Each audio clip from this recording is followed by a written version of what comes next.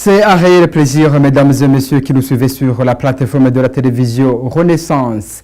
Voici le rendez-vous du journal en français. C'est un sentiment de satisfaction pour la radio Inzamba, l'une des initiatives des journalistes en exil après la destruction des médias privés en mai 2015. La radio est née dans des conditions difficiles en termes de moyens. Même aujourd'hui, ce défi persiste malgré l'engagement ferme des journalistes de la radio. Alexandre Niyunge, co-directeur de la radio, se réjouit tout de même d'y pas franchir notamment les équipements pour pouvoir gagner le pari d'informer le public qui n'a plus d'accès à l'information. Les détails, c'est à travers ce reportage. 2 ans, jour pour jour, les journalistes de la radio Inzamba se réunissent dans la conférence ordinaire de la rédaction. C'est pareil ce 10 juillet où la radio Inzamba souffle ses 2 bougies. La radio, qui est née sur initiative des journalistes des différents médias, détruits après le putsch-manque du 13 mai 2015. Elle a commencé avec 2 moyens très limités. Aujourd'hui, la radio s'est développée un peu avec quelques des matériels qu'elle désire avoir. Voilà, ça c'est le montage. On fait le montage ici. C'est pas toujours évident, mais ça vient à compte-goutte. Ça vient à compte-goutte. Comme vous pouvez le constater même au niveau côté matériel. Mais aussi on a certaines promesses des différents partenaires qu'on espère qu'elles seront concrétisées. Et parmi les grands projets réussis, la radio s'est dotée d'un studio qui garantit la qualité du journal. Voilà, ici c'est notre studio, notre petit studio, qui comme vous le voyez maintenant a été équipé, mais ça nous a pris du temps, effectivement, parce que pour pouvoir rassembler tout ça, comme on n'avait pas de moyens, comme je le disais, il a fallu rassembler une partie par partie, jusqu'à ce qu'on a constitué donc ce studio qui est désormais le studio de notre radio. La radio Inzamba compte commencer sa section des programmes en plus de cette section de la rédaction qui traite des nouvelles. C'est une radio qui est considérée par le pouvoir de Bujumbura comme une radio de l'opposition, mais qui est réputée par le reste comme une radio qui garde toujours ses qualités professionnelles. Et grâce à l'appui des uns et des autres qui veulent toujours contribuer à la promotion de la liberté de la presse, la radio Inzamba connaît une apogée considérable. Le directeur indique que la radio reste toujours reconnaissant à tous ses partenaires.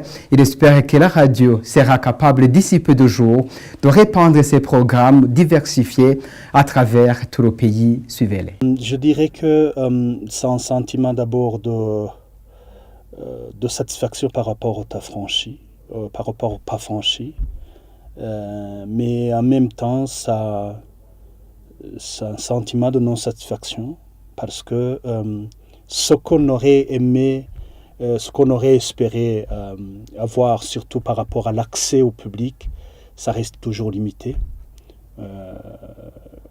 Notre radio, nos programmes restent limités à ce qui dispose de l'accès à Internet. On aurait aimé que 2 ans après, on puisse arriver à tout public.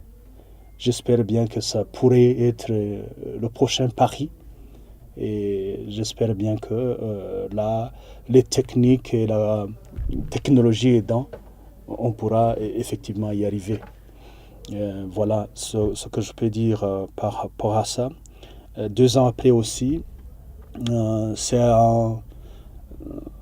une reconnaissance énorme à notre équipe, à toute l'équipe de la radio Inzamba, qui s'est donné corps et âme, beaucoup de fois, sans aucun moyen, mais cela n'a pas empêché qu'on a continué, malgré toutes ces difficultés. Donc je rends hommage à toute cette équipe-là qui se donne corps et âme pour informer le public, pour jouer son rôle, effectivement, d'être des serviteurs du peuple en lui fournissant l'information. Je ne pourrais pas non plus ne pas remercier tous ceux qui nous ont soutenus durant cette période, dès le début jusqu'à aujourd'hui. Ils sont nombreux. Je ne vais pas les citer pour ne pas oublier certains, mais je pense que tout le monde se reconnaisse. Et bien évidemment, sans oublier le public aussi, parce que, comme je le disais, nous sommes au service de ce public. Et c'est pour ce public que nous faisons tout cela. Et nous restons à l'écoute de ce public pour tout ce que nous allons entreprendre même à l'avenir. Voilà, c'était Alexandre Niyungeko. Il est président, il est directeur de la radio Inzamba. Et du côté du service de la rédaction, les défis restent toujours ceux d'avoir des sources officielles, puisque les autorités burundaises n'acceptent pas toujours de coopérer avec la radio. Désiré Hatungimana, rédacteur en chef de la radio Inzamba, salue le courage des rédacteurs qui se donnent corps et âme pour informer le public et dénoncer les abus du pouvoir de Bujumbura. C'est aussi une façon de faire entendre à l'oppresseur de Bujumbura qui a détruit les médias que les mêmes voix existent encore. Écoutez Désiré Hatungimana. 2 ans, je dirais que c'est pas peu, c'est pas aussi beaucoup, mais vu les conditions dans lesquelles la radio est née, je dirais que nous avons atteint une étape très importante. Les défis ne manquent pas. C'est entre autres le manque des sources officielles, c'est-à-dire que les administratifs ne sont pas réceptifs. Ils fouillent nos micros,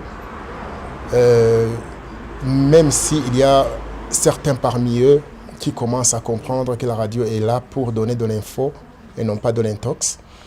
Il y a alors l'équilibre de l'information qui nous gêne beaucoup parce que ces gens du pouvoir qui nous fouillent, ces gens qui ne veulent pas parler sur notre radio.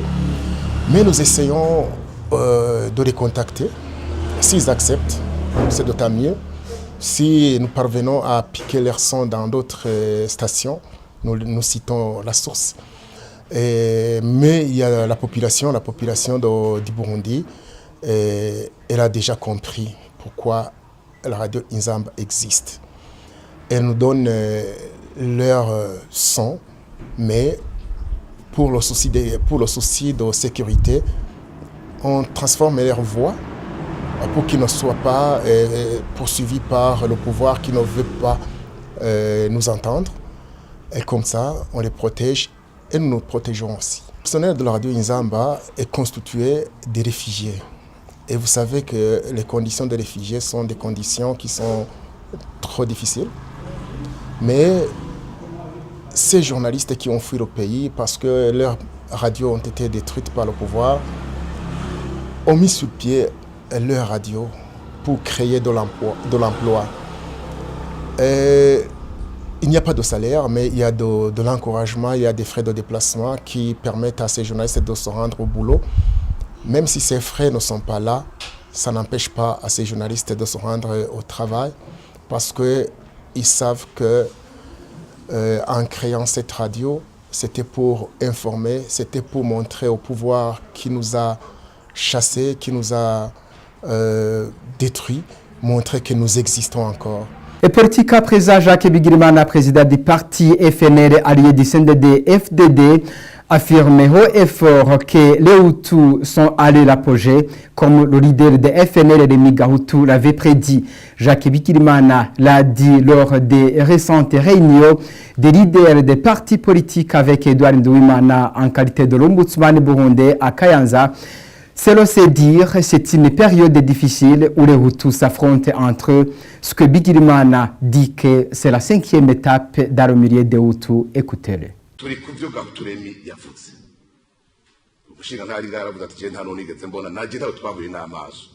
Nous continuons ce que Gahutu Rémi nous a laissé. Un sage qui est ici il demande une question.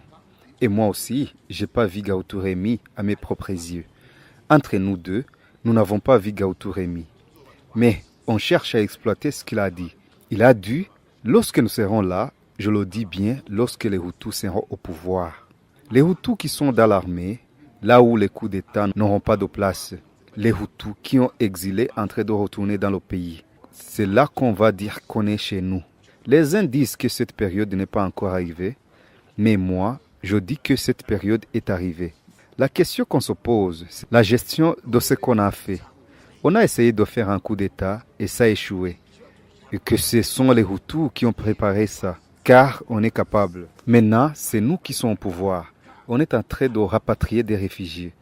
L'honorable Agathon Rwasa, le premier vice-président de l'Assemblée, il connaît la 5e étape.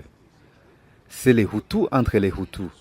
Tu refuses ça aujourd'hui. La 5e étape, c'est quand les Hutus vont se battre eux-mêmes. Quelqu'un qui était dans le palpé Hutu, il y a beaucoup de gens qui étaient dans ce parti. Et si on demande à Nibanunganya, il sait ça. La 5e étape, Gahutu Remi parlait, c'est la guerre des Hutus contre les Hutus.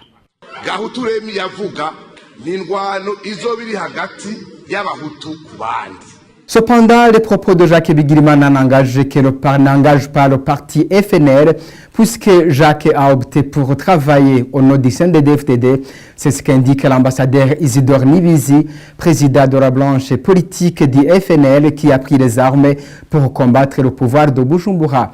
Il indique que Jacques Bigirimana a été recruté par le CNDD-FDD pour détruire le parti FNL. Écoutez ambassadeur Isidore Nibizi. Bigirimana Jacques, lui ignore comment il est venu dans le parti avec une mission de détruire notre parti FNL. Donc, Bigirimana Jacques, ce qu'il dit actuellement, l'idéologie, je ne sais pas où il a tiré cette idéologie, ça concerne Jacques Bigirimana lui-même. Ça ne concerne pas le parti FNL. Parce que FNL, nous suivons l'idéologie de Gahutu Remi. Gahutu Remi qui a fondé le parti. Donc, il n'a jamais dit que nous allons, donc les Hutus vont détruire les Hutus. Et en plus, là, Jacques Bigirimana, il ne connaît pas même l'idéologie du parti. Mais dans son vidéo, il a bien précisé qu'il ne connaît pas même Gahutu Remi. Comment se fait-il que Jacques Bigirimana connaît Gahutu Remi? Bigirimana Jacques, il n'a jamais été membre du FNL. Il est d'abord porte-parole du parti CNDD-FDD au pouvoir. Et puis en plus, donc nous, ce que nous avons les 5 piliers du parti. Ce ne sont pas les 5 têtes. On ne combat pas les soucis, mais nous combattons le système de dictature. On ne combat pas les Tutsis.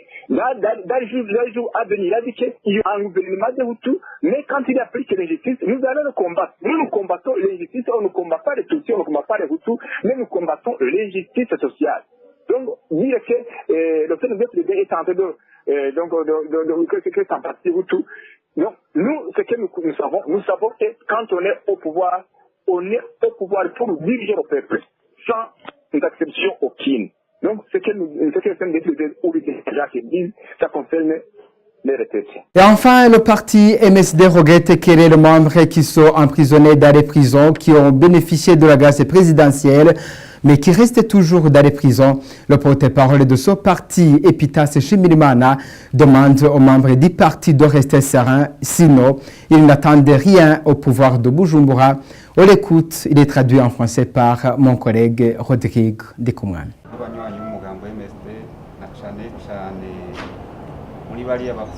Les membres du parti MSD en particulier, ceux qui sont emprisonnés dans le dossier du 8 mars, qui seront être relâchés. Ils sont parmi les 58 que Pierre Nkurunziza dit qu'il a pardonné, qu'ils seront être relâchés. Il y a 9 personnes qui sont emprisonnées dans la prison centrale de Rumonge.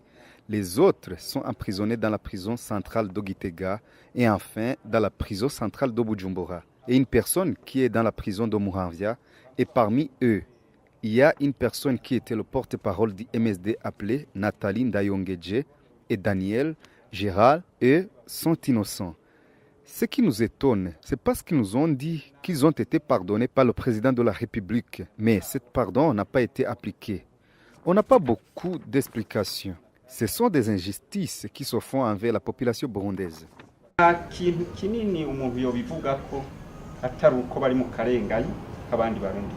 Voilà, c'est par cette page politique que je mets un point final à ce journal. Merci de nous avoir suivis. À bientôt.